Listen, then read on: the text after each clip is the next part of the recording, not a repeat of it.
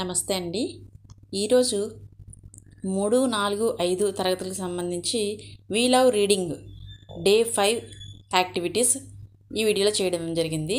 ఈ వీడియోలోకి వెళ్ళబోయే ముందు దయచేసి మా ఛానల్ని సబ్స్క్రైబ్ చేయండి. సబ్స్క్రైబ్ చేసినప్పుడు పక్కనున్న బెల్ ఐకాన్పై క్లిక్ చేయండి. అలాగే లైక్ చేయండి, షేర్ చేయండి. మీరు లైక్ చేసినట్లయితే ఈ వీడియో మరికొంతమందికి రీచ్ అవుతుంది. తెలుగు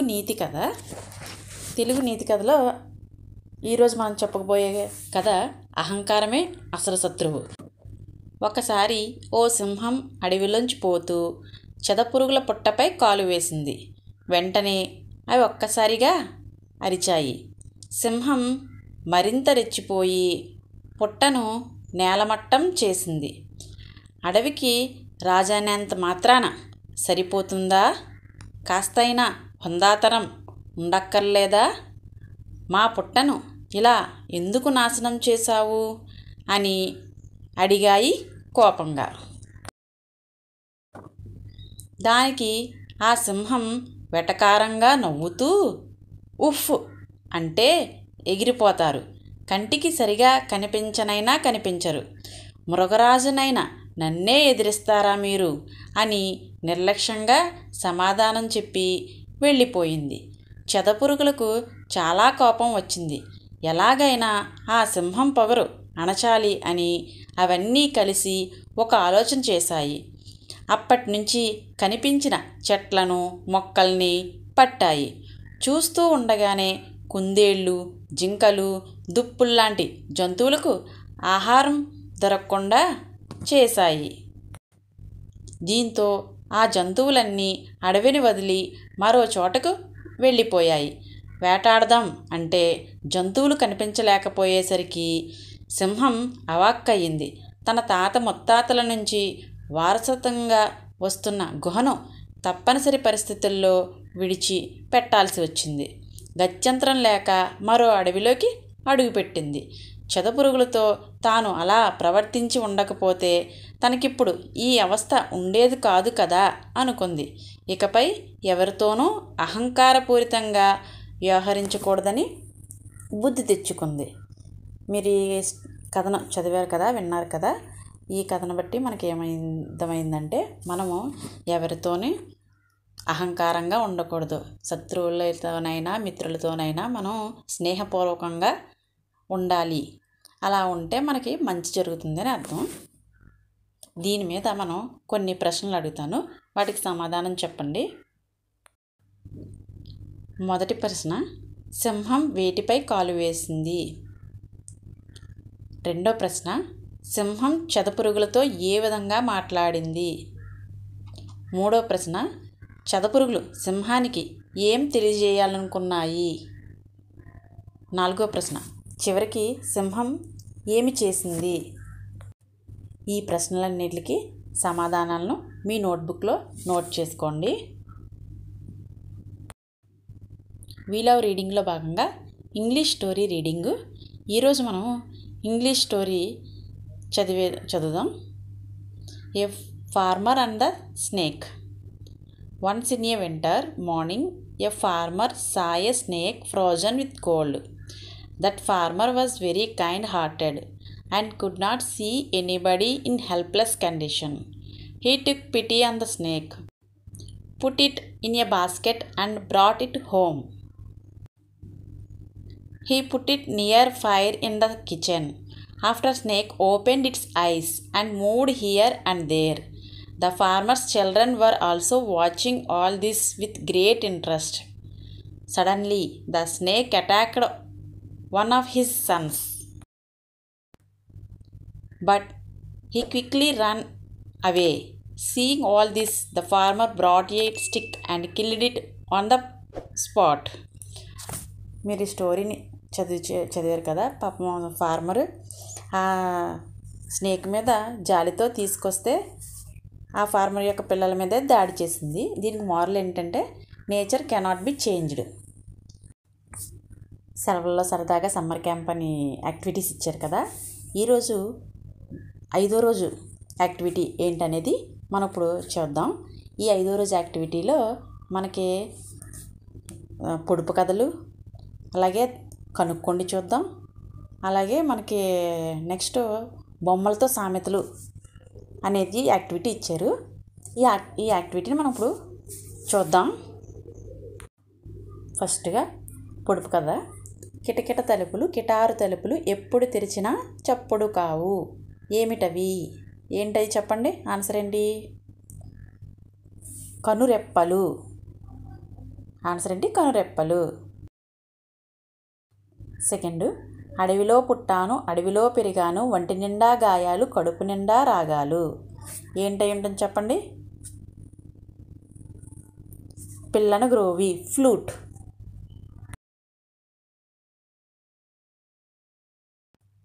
నల్లటి పొలంలో తెల్లటి విత్తనాలు చేత్తో చల్లుతారు నోటితో ఏరుతారు, ఏమిటది?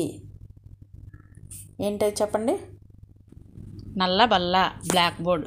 మనం బ్లాక్ బోర్డ్ మీద వైట్ చాక్ పీస్తో రాస్తాం కదా, అలాగే వాటిని చదువుతాము, రాస్తాము. మేఘం నుండి దూకేస్తా చేలను ఊళ్ళని తడిపేస్తా చెరువులు కుంటలు నింపేస్తా నేలను పచ్చగా మార్చేస్తా, ఎవరిని నేనెవరిని? దీనికి ఆన్సర్ ఏమైంది చెప్పండి? వర్షం. నెక్స్ట్ మనకి కనుక్కోండి చూద్దాం.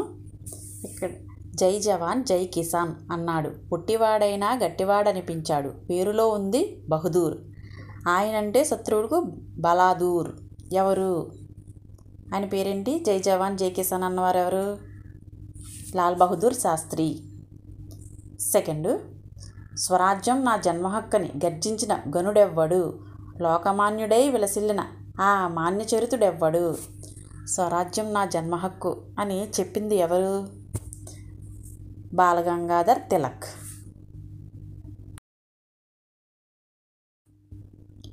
నువ్వు వేడిస్తే నేను ఏడుస్తా, నువ్వు నవ్వితే నేను నవ్వుతా, కొంగు బిగిస్తే కొంగు బిగిస్తా, తొడ కొడితే తొడ కొడతా, ఎవరిని నేనెవరిని? ఎవరు చెప్పండి?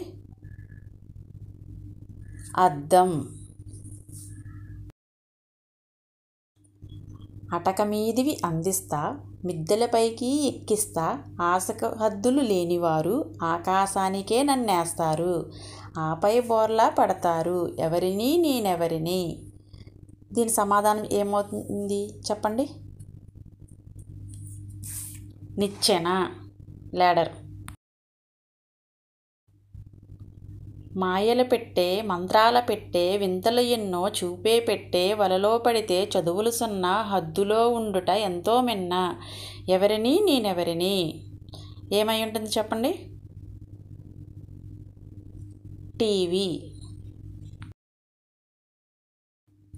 నాలుగు కాళ్ళు నాకున్నాయి ప్రాణం ఉన్న జంతువు కాను, ఇంటిల్లపాదిని మోస్తుంటా చక్రాలేమో అస్సలు లేవు, పేదాదనికా తేడా లేదు, నేను లేని ఇల్లే లేదు, ఎవరిని నేనెవరిని? ఏమై ఉంటుంది చెప్పండి? నాలుగు కాళ్ళు ఉన్నాయంట, ప్రాణం లేదన్నది, జంతువు కాదని చెప్పింది, ఇంటిల్లపాదిని మోస్తానంటుంది, అందరిళ్ళల్లో ఉంటుంది, ఏమిటది? కుర్చీ. పుణ్యానికి అందరికన్నా ముందుంటా, మస్తకంలో మౌనంగా మధ్యన ఉంటా, నాటకంలో చివరన కూర్చుంటా, ఎవరిని నేనెవరిని? దీని ఆన్సర్ ఏమై ఉంటుంది చెప్పండి? ఇక్కడ పుణ్యానికి, పుణ్యంలో ఫస్ట్ అక్షరం పు, మస్తకంలో మౌనంగా మధ్యన ఉంటా, మస్తకం స్థా రెండో అక్షరం, నాటకంలో చివరన కూర్చుంటా, నాటకంలో మూడో అక్షరం కం, మూడు కలిపే అక్షరాలు ఏమవుతుంది? పుస్తకం. కాబట్టి ఆన్సర్ ఏమవుతుంది అక్కడ? పుస్తకం అవుతుంది. గిరగిరా తిరిగే చక్రంపై మట్టి ముద్దలకే రూపం ఇస్తా, చకచకా గడ్డిలో కాల్చేసి నీ నట్టింటికే చేర్చేస్తా, ఎవరిని నేనెవరిని? చక్రంపై గిరగిరా తిరుగుతుందంట, మట్టి ముద్దలకి రూపం ఇస్తుంది, ఏమవుతుంది? కుండలు తయారు చేసే చక్రం. ఆన్సర్ కుండలు తయారు చేసే చక్రం అవుతుంది. నెక్స్ట్ ఇక్కడ బొమ్మలు ఇచ్చారు కదా, ఆ బొమ్మలతో సామెతను తయారు చేయమన్నారు. ఫస్ట్ బొమ్మ చూడండి, 2 చీమలు ఇచ్చారు. ఆ బొమ్మలు ఉన్న చోట వాటి పేరు అనేది మనం రాయాలి. ఇక్కడ ఫస్ట్ ఉన్నది ఏముంది? చీమ. చీమ ఒళ్ళు, చీమకు బరువు. సెకండ్ చూడండి, ఏనుగు బొమ్మ ఉంది, 2 ఏనుగులు ఉన్నాయి. ఏనుగు ఒళ్ళు, ఏనుగుకు బరువు. ఇక్కడ ఈ పిక్చర్లో ఏ బొమ్మ ఇచ్చారు? చేప బొమ్మ ఇచ్చారు. ఇక్కడ చేప బొమ్మ ఇచ్చారు కదా. చేప పిల్లకు ఈత నేర్పాలనా? ఇక్కడ ఈ బొమ్మలో ఇచ్చిన జంతువు పేరేంటి? లేడీ. లేడీకి లేచిందే పరుగు. ఇక్కడ బొమ్మలు ఇచ్చారు కదా, ఆ బొమ్మలో ఉన్న పక్షి పేరేంటి? కాకి. ఇక్కడ మరి సామెత తయారు చేయండి. కాకి పిల్ల కాకికి ముద్దు. ఇక్కడ చూడండి, కొండ ఇచ్చాడు కదా. ఇక్కడ దీంట్లో ఉన్న సామెత ఏమైనా ఉంటుందో చెప్పండి. కొండ నాలుకకు మందిస్తే ఉన్న నాలుక ఊడింది అనేది సామెత. ఇక్కడ ఈ పిక్చర్లో చూడండి, ఏగిచ్చారు, కప్పిచ్చారు, పాము ఇచ్చారు. ఇక్కడ మొత్తం 3 జంతువులు ఇచ్చారు. దీంట్లో మనం సామెత తయారు చేయాలి. మీరు తయారు చేయండి. ఫస్ట్, ఈగను కప్ప మింగితే కప్పను పాము మింగుతుంది. ఇది సామెత. ఈగను కప్ప మింగితే కప్పను పాము మింగుతుంది అనేది సామెత. నెక్స్ట్ చూడండి, కాలం బాగా లేకపోతే, ఇక్కడ ఉన్న పిక్చర్ ఏంటి? ఓడలు బళ్ళు అవుతాయి. కాలం బాగోకపోతే వాళ్ళు బళ్ళు అవుతాయి, బళ్ళు వాళ్ళు అవుతాయి అంటారు కదా, అదే సామెత ఇక్కడ ఇచ్చారు. ఈ విధంగా మీరు మీ యాక్టివిటీ బుక్లో ఈరోజు మనం చేసాం కదా, ఆ యాక్టివిటీస్ ఏమేమి చేసాం మనం? కనుక్కోవడం, సామెతలు, పొడుపు కథలు, ఇలాంటివి మరికొన్ని మీరు సేకరించి మీ స్నేహితులతో అభ్యసనం చేయండి. అలాగే మీ నోట్బుక్లో కూడా నోట్ చేయండి. మీకు కనుక ఈ వీడియో నచ్చినట్లయితే please subscribe my channel MN Info. అలాగే లైక్ చేయండి, షేర్ చేయండి. Thank you.